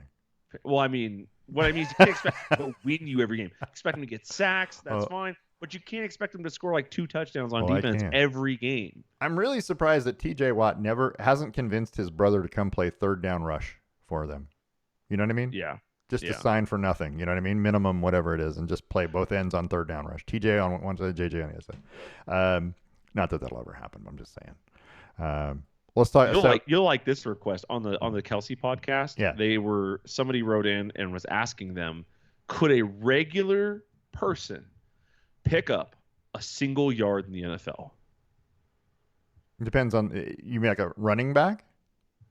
I'm talking about you put me onto an NFL team right now. Yes. Could I get 1 yard? Yes. I firmly believe that too. That's exactly what they were kind of back and forth on it on the Kelsey podcast. Like, I don't know, maybe it depends on your lineman, depends on your quarterback, all this stuff. But like a standard running play, not like some formation crap and not some crazy trickery, just like a standard draw. Could you get a yard? Maybe. I mean, if the line is, I feel wildly confident that I could. If the line is capable of blocking, you know what I mean? You got a good offensive line, then there's no reason why. You know, some of those holes you see, there's no reason why you couldn't get 2 yards instead of the 7 that the NFL guy got. But I mean, you know, you'd at least be in the hole when it closed up. And then, you know, I'm not saying you could pitch it to a guy and have him beat anybody on the outside. That's a no. But it's straight ahead, the line opens up a hole. Yeah, absolutely. Speed is where you get into, I think, the tricky part of it. Because if you're trying to outrun somebody, but if you're trying to get a little momentum kick on someone early, maybe. And if it's wide receiver we're talking about, if you're talking about a receiving yard, it would probably take a blown coverage. It would take a blown coverage, or you finding a gap. Yeah, that's the way I see it. I see wide receiver. I think would be even harder. You'd scheme to get him a yard, but that's why they said running back, because at some point that ball's gonna get put in your hand 2 yards behind the line of scrimmage, and you have to run from that point to a yard plus. But you've also seen that, you know, like linemen catch passes in the NFL and get yards, right? And they're not receivers, and they're not fit. They don't run fast. Right. But yeah, so you've seen them catch passes because the scheme was he's unblocked, he's uncovered, right? So yeah, if you could do it that way. Anyway, I guess that's a great thought process. If a lineman can catch a pass, for a touchdown, then a regular person on the right scheme. Because I've got to be faster one play than a tackle in the NFL. For one play. I'm not over the course of the whole game, maybe, but on one play. It's not a 9 times out of 10 thing. It's 1 time out of 10 you might catch someone. Right. Correct. That's what I'm saying. Seahawks found a way to win in overtime. Tyler Lockett with a touchdown hitting the pylon. They didn't really have any business winning this game either. The Lions are doing what the Lions do, which is they're in the game and they're scoring points, but they found a way to let their defense lose it. And Lions scored in every quarter, but not in overtime because Seattle got the ball and they went down and they scored. we're taking the ball and we're going to score. Famous last words. This time it did. Montgomery went out for the Lions too, right? So that hurt them. He was their leading rusher, 67 yards and a touchdown. But I don't know. I don't know anything about either of these two teams. This is what I know after 2 weeks. I don't know. I can't tell you if either of them are good. I watched that Lions first game and their win over the Chiefs. Yes. And then I watched this game and I'm like, meh. Their offense looks like it's pretty good. Well, Geno played all world. He did in this game. I mean, he was like 84% completion or something like that. Like some crazy high number. 328 yards, two touchdowns. He went off. He did. He did. And when a quarterback goes off, but he's not. He can't do that all the time. Is what I'm saying. But even with him going off, it took the NFL's garbage overtime rules. To get them the win. We can all agree. I hate, and I text Austin, one of our longtime fans, yeah. Right afterwards, and I said, "It's awful." I was like, happy for the win. Congrats on the win. Yeah. What the hell, man? Yeah, right. Jared Goff is one of the best offensive quarterbacks in the NFL right now. He's statistically better than Patrick Mahomes right now. Yeah. And he doesn't get to hold the ball in overtime. I don't like that at all. It's terrible. They gotta fix it. Why don't they fix it? Give both teams a possession. They drive down the field and score. Okay, can you drive down the field and score? They quote unquote fixed that a while back because they stopped being, you kick a field goal and win. Now if you kick a field goal, the other team still gets a possession. And that was their way of fixing it and saying, they'll still get a possession. Yeah. No, not if they go down and score a touchdown. They won't. But offensive momentum is huge in these games. Like a team that's doing really well late in the game and pushes it out. And Seattle picked up their crap late in that game to keep it close. And yeah, it is so unfortunate that they don't even get to go in, man. I think they need to adopt the college football system. Start them at the 35, not the 25, right? A little further back. That way, if you opt to kick a field goal, if you don't get many yards, it's still going to be close to a 50-yard field goal. I like the idea of just starting them at the 50. Oh, you could, but that way you're not in field goal range to start. You could get in there. You could lose out of it. You can eliminate the kickoffs still a field that position way. Battle. Because the kickoffs don't do anything anyway. Nobody ever returns a kickoff in the NFL anyway. Everyone's just waving it off, whatever. But I feel like you could have them just limit it. Say, hey, we're gonna have 3 overtime periods, right? Each team gets a possession in 3, unless somebody scores and the other team doesn't, right? Then the game's over. But we're gonna go to 3. If it's still tied, tie game, done. Right. 3. We're limited at 3. And that way you have why not? I mean, I don't feel like you don't have anything to lose by having this game go another possession. You're not going to lose viewership. By having it this way, all you do is make people question the legitimacy of the outcome. Right. And it's just because, do I think Jordan? Wow. Do I think Jared Goff would have gone on the field and scored? Maybe he had scored on his last 2 possessions, touchdown and a field goal, and the field goal was just to close out the game and take it to overtime. Flip of a coin, man. That's all it is. But it's literally, I mean, we had one year where Josh Allen didn't get to come on the field in overtime. Right. In a playoff game. In a playoff game. That was dumb. That's so terrible. Should never happen. All right, if you want to keep it this way in regular season, fine. But that definitely has to change for the playoffs. Yeah. Well, I'll take that trade off because I never want to see my best player just sitting on a bench for an entire drive in the playoffs and never gets a chance to redeem himself. That's not what football is all about. There's a reason why you go to overtime. Right. It's because neither team has proven themselves. So to say, okay, neither of you have proven yourself. You go prove yourself. Okay, you did. Good. That's it. Right. What do you mean? What about me? Right. The Niners beat the Rams 30-23 on Sunday. Yeah. Forced 2 turnovers late. Held on for a 30-23 win. The Rams didn't look good in the second half. It was 17-17 at the half. They just didn't look very good. They looked a little disjointed. Yeah. But they look better as a whole. They did in last year, for sure. I think. Yeah, well, I mean, obviously than last year. They look better as a whole than I think anybody was predicting. But Stafford had a couple of interceptions in this game. He did some stuff, didn't he? Christian McCaffrey did what Christian McCaffrey does. 20 carries, 116 yards, and a touchdown. Nakua for the Rams had 15 catches for 147 yards. This is my other Stave & Stone trivia tidbit. Are you ready? Okay. In this game. This was the first ever matchup in the NFL between a number 1 overall draft pick and Mr. Irrelevant starting at quarterback. Oh, I'd seen this I saw that on Facebook. Like a thing popped up and said that. Yep. And I was like, nah, that can't be right. But then I thought about how many times has it really happened? It's never happened before because there's never been a Mr. Irrelevant that ended up being a great NFL quarterback. And by the way, Brock Purdy's still unbeaten at quarterback. So there's that. That's incredible. Tonight Christian McCaffrey, he scored a touchdown tonight. He scored a touchdown in 12 straight games. It's amazing. That's incredible. That's why he's on my fantasy team. That's why he's the number 1 pick in my fantasy league, right? Every time, because he does so many things. He scores all the time. And the Niners have pulled away. It's 30-12. Oh, hey, whoa. 30-12, by the way. Yep. Yeah, late. So there's that. Let's talk about the Broncos found a way to lose to the Commanders 35-33. Right. Yeah. Big rally. The Commanders came back. Yeah. I don't know. I don't know about Russell Wilson looked okay. 308 yards. He's got 3 touchdowns. He looked okay for a half, and the second half looked a little less convincing. Less convincing, yeah. I mean, but again, I have this problem with certain play calling things, right? Like in the second half, we went away from running Javonte Williams off tackle, off guard, which doesn't make any sense. We stopped doing it, and in the second half, we stopped trying to stretch their defense downfield, and they make adjustments, and that's all fine and well, but it just. I feel like in 2 games now, both against the Raiders and against the Commanders, when things have not been going well, the Broncos have been like, well, we've got to scrap everything. Throw out the paper. We got to figure this out. And it's like, no, stick with your plan. You have things you're good at. Yeah. That's why you built a plan around them. Stick with it. But also that defensive front for Washington is pretty good. Incredible. It's pretty good, isn't it? Incredible. And Washington is tied for the NFC East lead, by the way. The NFC East is 7-1 after 2 weeks. They look Dallas. I don't even know if we're going to talk about. I'm not even talking about Dallas, but Dallas looks dominating. Their defense looks good. Although injury news today, we'll talk about that here in just a minute. What else? The Dolphins. Is Tyreek Hill in a league of his own? Because he seems to just run by everybody, which he did last week. But the Patriots are now 0-2. Right.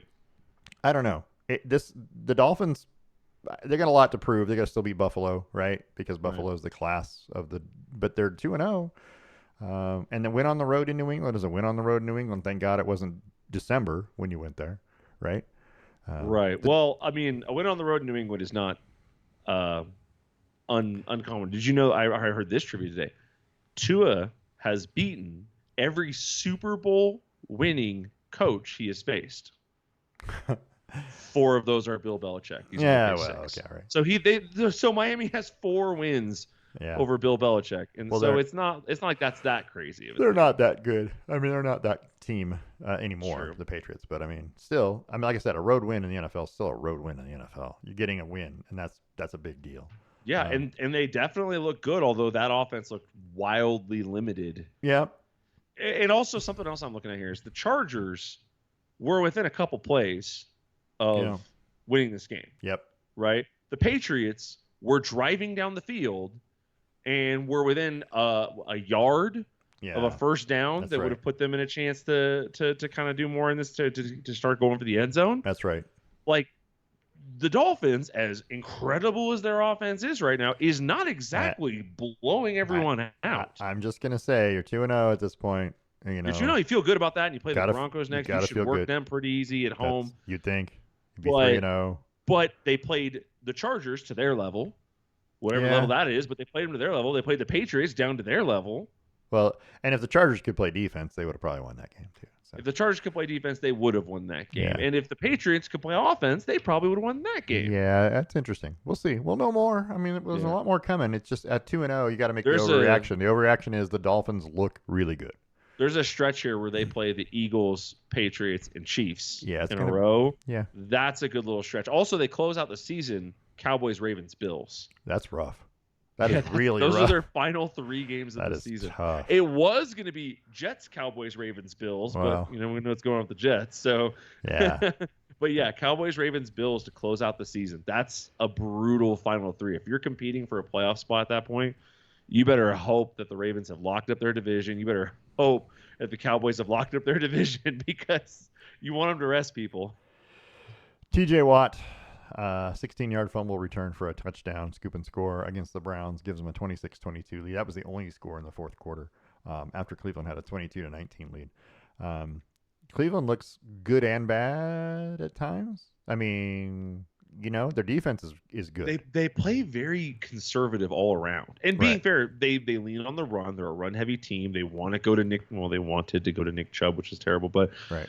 that's their kind of scheme. Right. They lean on Deshaun at random times, but it's not consistent. So I wouldn't expect them to score much over the year. The Pittsburgh offense had 13 points. 12 points. 6 of them came on a George Pickens 71-yard pass from Kenny Pickett. Right. Yeah. Other than that, it was big bomb, broken 2 field coverage. goals. Yeah. So there wasn't exactly a drives down the field. Pittsburgh's offense is anemic. It looks terrible. Is Kenny Pickett the worst starting quarterback in the NFL right now? Right now, yeah, I would say yes. You didn't even hesitate. No, I would. I watched. I agree. I watched the first game they played, and it was against. Was it Dallas? And it was San Francisco. It was San Francisco. They lost 30-7. Right. It was so bad. I remember that was the one I said where he was like 5 of 12 for 7 yards in the second quarter, and I was like, oh. I mean, even C.J. Stroud, who's 0-2, is still putting up numbers. Even Anthony Richardson's 1-1 as a whole. Right. Even freaking what's his name, Justin Fields with the Bears. That is a terrible organization / team. He needs to get out. And he's still good. And he's still better than Kenny Pickett. Yeah. All right. Which one of these injuries? We're talking about these injuries, but Joe Burrow strained his calf again. May or may not be serious. He's going to play on Monday night, supposedly, or he's planning on playing on Monday night, but we have yet to hear whether he's actually fit to play on Monday night. And the Bengals are 0-2. If he doesn't play on Monday night and they go to 0-3, or even if he does play, let's say he hurts himself more seriously, I mean, the Bengals are in trouble at that point, right? I mean, the Bengals at 0-3. The odds of making the playoffs at 0-2 are sub 10%. Right. So the odds of making the playoffs at 0-3 are really low. That's a bad injury. I'm not sure how bad it is. Trayvon Diggs of the Cowboys tore an ACL today in practice. Yeah, that's awful. Yeah, so he's out for the season. And this is the league's best defense through 2 games. Not that it's going to hurt him entirely. Micah Parsons, I think, could play every position, and he'd probably win. I said that same thing earlier today. I said if you lined Mike, I think the only position that would give him fits is cornerback, and only because at some point he's going to be asked to cover a Tyreek Hill. Right. But he could play safety, free safety, linebacker. He can play defensive tackle, defensive end. He's got it. I don't think the Trayvon Diggs injury is as big a deal as Joe Burrow's if it's a serious injury. If Joe Burrow's out for any period of time, I don't think it's that big a deal. Austin Eckler also still out. Still out. Yeah, he was out last week. He's going to be out again, and he's their Christian McCaffrey. And he's their all-purpose guy. Yeah. Without him, I mean, their offense hasn't really struggled. It's just that they're better with him. I don't know. That's going to be an interesting injury for the Chargers too. We'll see what happens there. Nick Chubb, he's out for the season. That was devastating. Did you see the replay of? Do you like watching replays of injuries? I do. I don't mind. You don't mind? See, Cassie can't stand it. The only one I can't watch is, and I can watch Aaron Rodgers one because it didn't look like a regular Achilles thing, but watching like YouTube videos of Achilles injuries, I can't do it. It's especially if you hear it. Yeah, I'm over it. Yeah. But any other injury doesn't bother me. I can watch knees get turned completely sideways and be like, that's awful. I grew up with the Joe Theismann leg snap. Joe Theismann. And Tim Krumrie, the Cincinnati Bengals guard or tackle. Okay. In the Super Bowl. What is worse, Joe Theismann's leg injury or Spencer Ware? Spencer Ware. No, the Ware kid from Louisville. Oh, on the sideline of that. Yeah, the basketball game when he fell and just came down and it just went snap. Complete protrusion. Yeah. I don't know. That's a good question. That was weird because that's a weird injury to watch when it's nobody's fault. It just happened. You just landed funny and I guess. I mean, I maybe you just need to eat another sandwich, put some meat on the bones. I don't know. We should do a whole show that's the worst injuries. Not necessarily the worst injuries, but like which ones gave us the most. Oh my God! Because I do this thing when I'm sitting, like when I watch that play and he got rolled over. Yeah. I have this eye, and Cassie's complimented me for it a couple of times. I will like jump out of my chair and be like, "Oh my goodness!" And she'll be like, "What?" And I'll be like, "I think that guy's hurt. Yep. I think that guy's got a concussion. I think this." And then of course it goes to the announcer part, and then whatever. And then they get to the replay, and they go, "Oh, he's still down." And I'm like, "Yeah, right. I told you." I told you, I saw the whole thing. But I saw his, and I knew right away that it didn't look good. I knew it before the guys walked up to him and tried to pick him up, and he was like shaking off their hands, like no, no, no, no, Yep. no, and then he points to his knee. I knew right away. It was bad. Saquon Barkley's out in New York again. Goodness, of course he is. Right? Because if the over under was 2 games, I'm sure 2.5 games, you probably needed the under. But that guy's going to be one of the biggest waste of talents. You know what I mean? Because of his injuries, he's right. He is talented. He is a good football player. You just can't stay on the field. So that's going to be rough. And then you have Anthony Richardson with the concussion protocol. He might be out this week because that's a pretty big one. His head hit the ground hard. I mean, it snapped. This is such a risk of having a guy like this where you're hard charging him into injuries, man. Yeah, it's tough. Yeah, yeah, and I'm like, okay, so now what, right? So now if Richardson's gonna be out, right? That means Gardner Minshew, the stash, is playing quarterback. Minshew mania. Richardson, is it coming to Indy? Yeah, it's gonna making the rounds. It's gonna hit every team, right? It was in Philly for like 2 games. Jacksonville, Philly, now it's Indy, right? Yeah, I can't wait for his West Coast tour. Well, yeah, he's gonna be in Denver before long.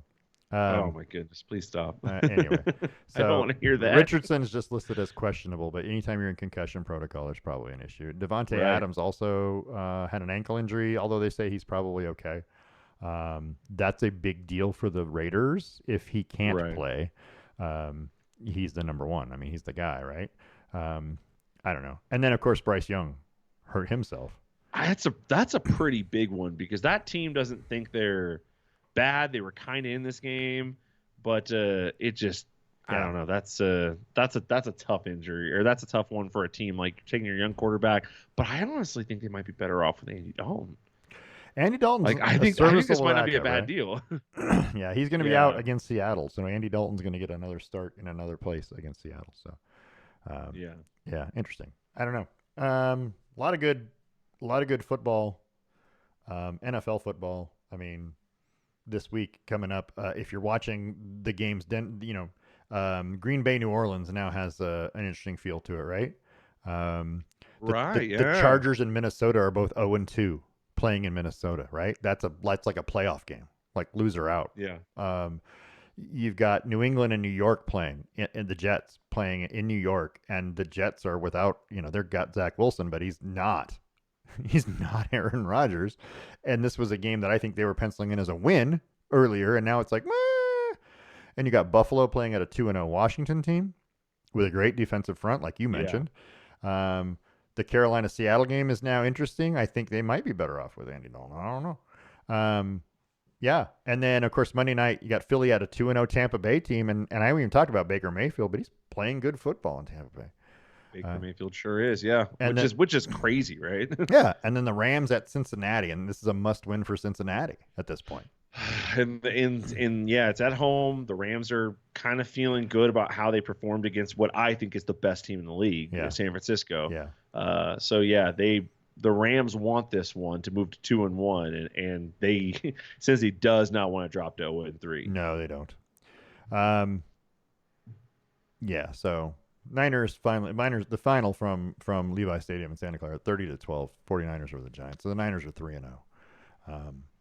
But yeah, the Niners have the Cardinals next. That's a win. They play the Cowboys, right? Which is going to be a good football game. At home, though. And then they travel to Cleveland and Minnesota, who I'm not sure those teams are any kind of. Then it's Cincinnati, Jacksonville, Tampa. Their schedule sets up nicely if they get through Dallas. The Browns are not a gimme on the road. The Vikings are not a gimme on the road. I get it. And neither are the Jaguars. Those are tough teams. If they're playing well, I'm not sure that the Jaguars are as good as they were last year already. I don't know that for sure, but I just feel that way from watching what limited things I've seen of them. The Bengals are not as good as they were last year. The Vikings haven't figured it out. Without Dalvin Cook, they haven't moved on or haven't figured out a way to go forward. So there's a good chance that San Francisco is unbeaten when they play the Eagles on December 3rd at Philadelphia in an NFC championship preview.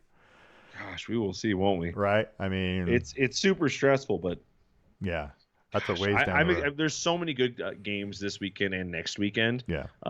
But there looks like a lot of really good stacked teams out there. There are some pretty. It's going to be interesting because again, 2 games in, I always say I need 3 games. I need to see a sample size of 3, because by then you've played a road game, you've played a home game, right? Right. We've probably played 1 good team and maybe 2 bad teams, or vice versa. You know, Yeah. It takes 3 games for you to figure out where you're at. The Niners are good. This is a good football team. Yeah, The that's Niners, a good team, top to bottom. The funny part is, what was the score tonight? What did I say it was? 30-12. Yeah, or 30 something like that. 30-7 over the Steelers, 37. 30-23 over the Rams, 30-10 or 12 over the Giants. So 30 points exactly. I mean, in 3 straight games. you're gonna have to outscore them. Yeah, yeah, and looking down the list, who can do that is the question, right? You're looking down the Eagles, maybe, but they haven't looked nobody hot this year. None of these teams look like offensive juggernauts that they're going to play this year. The Cowboys scored 40. I mean, 40 and 30 in 2 different games. So maybe it's Cowboys, but that's a tough game. The game against the Cowboys. But they played the Giants, who are freaking trash. That's a Sunday night game, October the 8th. By the way, the Cowboys Niners. That's going to be a classic 80s game. It's going to be great. A classic 80s game. It's going to be great. Anyway, people are going to be getting flashbacks to the 80s. You are. You're going to have to go back to the NFC Championship games when those 2 teams used to play like every other year. Yeah. But yeah. Anyway, that's all I got. You have anything else you want to talk about? We went hour and a half, which is it's a long time, but you know what? There's a lot of stuff. The problem is when we start talking not too many different because we only talked Formula One, which I was excited to talk about because it was finally an exciting race. Right. And then we quickly pushed through WNBA, but college is such a broad. There's so many teams. There's so many games. You have to look at this past week's games, then next week's games, and then you do the same thing in the NFL, and it ends up being a lot. Yeah, but I like it. This year's been great for all sports so far. Busy time of the year, and in about a month, we're going to start seeing NBA preseason games and NHL preseason starts next week. Right? So I'm excited about some of that. I'm going to a couple of Avs games. Ah, sweet. Yeah. So the plus side, I finally live in a city that has all major sports. Yeah, and I'm going to be close. And you'll be close to most of them. Yeah, just so everyone knows that Lonely Tree Media Studios, the headquarters, is moving to the other tax purposes to the other side, the west side of the mountains, fairly soon. So we'll let everybody know when that happens, and we'll give everybody the new address so they can come visit. But anyway, stop by Lonely Tree. Stop by and see it. Right, watch the show live. Right, live studio. It's exciting. I like the idea that it's just somebody comes by and knocks on the door and goes, "Is this Lonely Tree?" You go, yes. Come on in. Show starts in 30, and you just sit them down on the futon. Yeah, grab a beer. Yeah, I think it's great. I think it's a great idea. We'll mic them up and we'll I think that's hilarious. Let them participate. Right, it's gonna be great. But anyway. Yeah, so that's all we have for tonight. I think I think we did it. We talked pretty good. We're on Facebook under the Best Lamm Sports Show. We're on YouTube once a week, and I'll post this tomorrow morning. Well, yeah, because I'm gonna go to bed, but I'm gonna post this because I'm old. We'll post this tomorrow morning to Facebook, and everybody can watch the show. But don't forget to go to our website, lammsports.com. Check out the links to the past shows, and the current trivia question will be on the website. Even though there isn't a current trivia question this week, I'll probably just post the trivia nuggets that I threw out there today. But didn't really do a whole lot of, prep for this week's show. We've been moving. We're trying to move. We're moving a household and a studio. We're busy. I got things to do, people. Anyway, so we want to thank everybody for listening. We want to thank ESPN, Fox Sports. We want to thank the WNBA, the NFL. Who am I missing? The NCAA and Formula One. Yep, WNBA. I want to thank everybody. I want to thank our sponsors, The Range in Yakima, Boss Kitty, Yarns, and Stone Wine Estates in Hood River. This has been a Brain Rock production, a division of Lonely Tree Media. Thanks for listening, and we'll see you next week.